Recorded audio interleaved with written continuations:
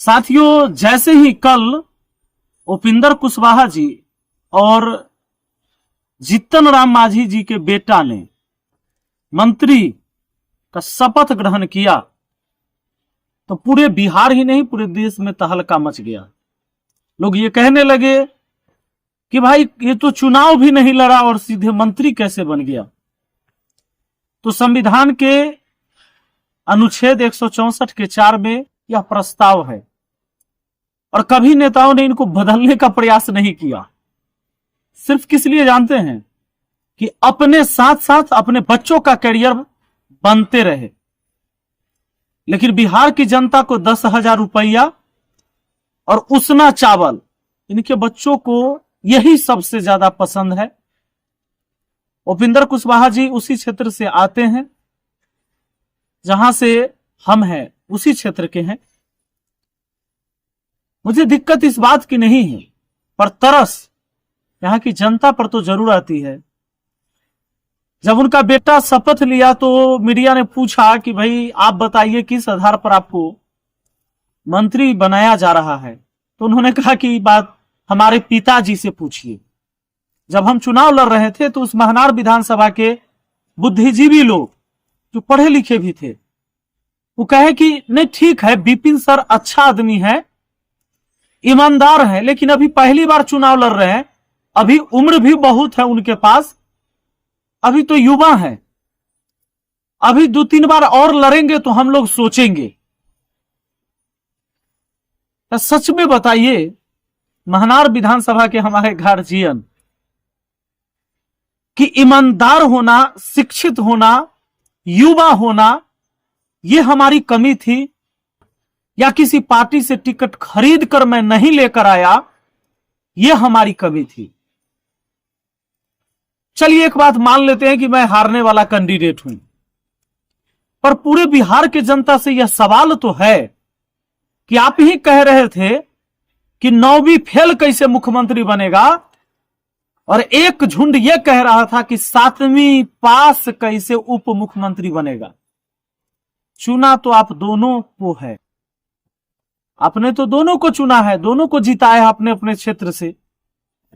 लेकिन केसी सिन्हा जैसे विद्वान व्यक्ति को आपने जीतने नहीं दिया और फिर 5 साल तक आप ये कहते रहेंगे चोर उचक्का खड़ा रहता है चुनाव में, नेता चोर उचक्का जीत कर चल जाता है, तब विकास कैसे होगा।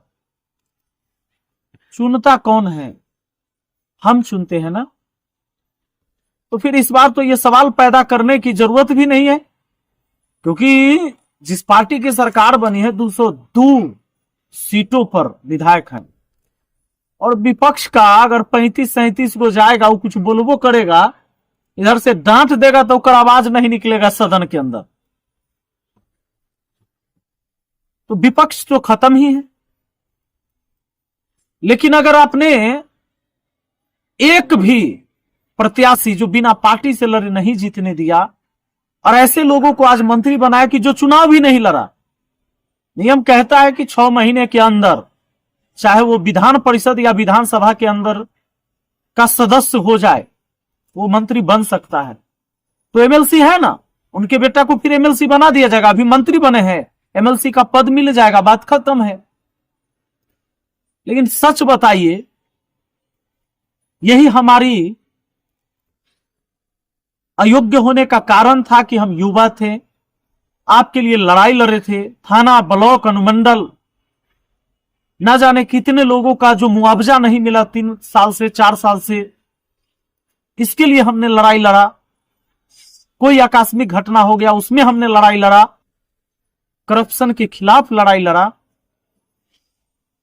यही हमारी अयोग्यता का कारण है। और योग्य वो व्यक्ति है कि पिता मंत्री रहे, राज्यसभा सांसद रहे, मां को विधायक का टिकट पिता ने दिया, मां को अपने विधायक बनाया और बेटा को राजनीति से दूर दूर से मतलब नहीं हो और उसको आपने मंत्री बनाकर भेजा। उम्मीद करिए बिहार के साथ बहुत बेहतर होगा, भला होगा।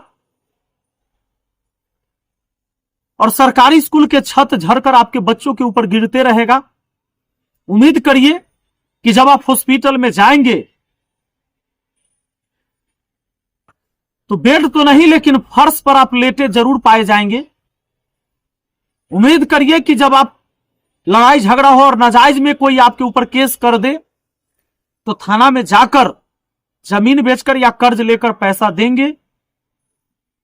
अगर जेल जाने से बचना है तो ये उम्मीद करिए कि सरलहवा चावल वो 5 किलो के जगह 4 किलो मिलते रहेगा आपको। वैसे मोदी जी ने आपको कहा है कि हम अरबा नहीं अब उसना चावल देंगे, तो आपके बच्चे उसना चावल खाए और आपके पति और आपका बेटा फिर दिल्ली, पंजाब, गुजरात, महाराष्ट्र ट्रेन में भरकर जाना शुरू हो गया है, जाते रहेगा। ये उम्मीद करिए। बहुत बहुत धन्यवाद।